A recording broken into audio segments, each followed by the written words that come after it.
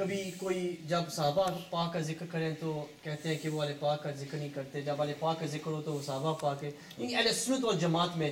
اور الحمدللہ میں نے آپ میں یہ دیکھا ہے کہ جب بھی آپ سرکار کی شان میں گفتگو فرماتے ہیں پھر شان صحابہ پاک بھی کرتے ہیں اور پھر شان اہل بیت بھی کرتے ہیں، شان اولیاء بھی کرتے ہیں. میں تو چاہتا ہوں کہ آپ ہمارے ناظرین کے لیے کیا میسیج دیں گے کہ اہل سنت والجماعت میں اتفاق و اتحاد کیسے پیدا ہو سکتا ہے؟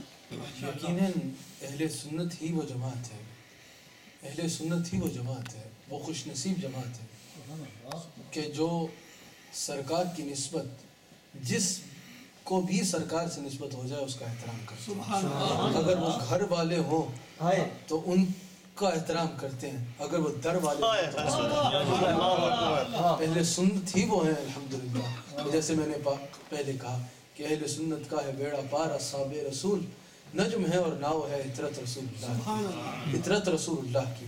پہلے زمانوں میں جب سفر ہوتا تھا، یا اعلیٰ حضرت کے شعر نے ہی سارا جو بات آپ نے کی گھر والوں اور در والوں، تو جب سفر ہوتا تھا تو ظاہر ہے جب کشتیوں میں سفر ہوتا تھا تو ستاروں کو دیکھ کے سمت کا تعین کیا جاتا تھا. تو رسول اللہ تک پہنچنے کی جو کشتی ہے وہ اہل بیت ہے، اور اصحاب کا نجوم سرکار کا ارشاد ہے. اس کی طرح جو سرکار تک پہنچنے کا رستہ ملے گا تو وہ صحابہ کے. سبحان اللہ. تو کہنے کا مطلب ہے اہل سنت تو وہ ہیں جنہوں نے، اور باقی بھی تمام جگہ پر اتحاد کی بات ہوتی ہے، اتحاد امت کی بات ہوتی ہے. تو یاد رکھیے گا فقط یا رسول اللہ کا نعرہ ہے جس پر پوری امت اکٹھی ہو سکے.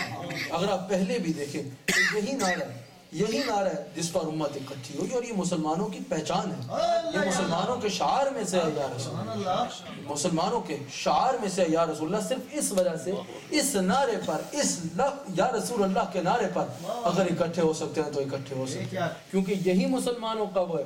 کیونکہ آپ کو پتہ ہے کہ توحید پر، تو اگر ہم توحید پر بات کریں، توحید کی گفتگو کریں تو صرف توحید سے پہچان نہیں ہوگی، صرف توحید سے مسلمان میں اور کافر میں یا غیر مسلم میں پہچان نہیں ہوگی. کیونکہ توحید کو تو مسلمان بھی مانتے ہیں، توحید کو تو عیسائی بھی مانتے ہیں، توحید کو تو جو ہے وہ یہودی بھی مانتے ہیں، توحید کو سب مانتے ہیں. اگر پہچان ہوگی ایمان والے کی تو وہ سرکار کی ذات سے ہوگی. اور یہ صرف اب سے ہم نے پہچان نہیں رکھی.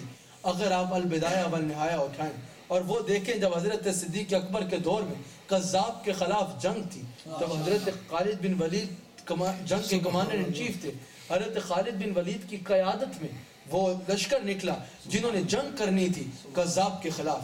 تو کیا تھا کہ جب وہاں پر مسئلہ بن گیا، وہاں پر کنفیوژن بن گئی کہ جیسا لباس مسلمانوں کا تھا ویسا ہی لباس جو ہے وہ دوسروں کا تھا. داڑیاں مسلمانوں کی بھی ویسی تھی، داڑیاں دوسروں کی بھی ویسی تھی، پگڑیاں مسلمانوں کی بھی ویسی تھی، ان کی بھی ویسی تھی. چلو یہ تو لباس ہے. اللہ اکبر کا نعرہ یہ بھی لگا رہے تھے، وہ بھی لگا رہے تھے، تکبیریں یہ بھی کہہ رہے تھے، تکبیریں وہ بھی کہہ رہے تھے، اللہ اللہ یہ بھی کر رہے تھے، اللہ اللہ وہ بھی کر رہے تھے. صحابہ حضرت خالد بن ولید کے پاس آئے کہ حضور کیا کریں، عجیب کنفیوژن بن گئی ہے، لباس بھی ان کا ہمارے جیسا ہے، اللہ اللہ بھی ہم بھی کر رہے ہیں، وہ بھی کر رہے ہیں، یعنی ہم بھی توحید بیان کر رہے ہیں، وہ بھی توحید بیان کر رہے ہیں. حضور کیسے پہچان کریں مسلمان کی اور دوسرے کی، مومن میں اور منافق میں کیسے پہچان کریں، اپنے کی اور بیگانے کی کیسے پہچان کریں؟ حضرت خالد بن ولید نے کہا ٹھیک ہے اگر یہ سب کچھ انہوں نے کر لیا تو کر سکتے تھے، لیکن ایک ایسی چیز ہے جو کبھی منافق کر ہی نہیں سکتا، ایک ایسا نعرہ ہے جو کبھی منافق کی زبان پہ آ ہی نہیں سکتا. جب دشمن تلوار کی زد میں آئے تو کہنا یا محمدہ، رکھا یا محمدہ، کہ اگر وہ یا محمدہ کہے تو چھوڑ دینا اپنا ہے، اگر نہیں کہے تو سمجھ لینا یہ ہمارا نہیں ہے. آج ہم قطعاً یہ نہیں کہتے کہ تلوار اٹھا لو، پر ہم یہ ضرور کہتے ہیں کہ یہ پہچان حضرت خالد بن ولید نے دی ہے. اگر کبھی پہچان نہ ہو کسی کو یہ اپنا ہے یا بیگانہ ہے تو اس کے سامنے کہنا یا محمدہ. اگر وہ کہتا ہے یا محمدہ تو سمجھ لینا اپنا ہے، اور اگر اس سے پھیرتا ہے تو سمجھ لینا کہ آپ سے منہ پھیر کے جو جانب قرآن گیا سرخرو ہو کے نہ دنیا سے وہ انسان. نعرہ تکبیر، نعرہ رسالت، یا رسول اللہ، مصطفیٰ، شانہ علی ہے. اور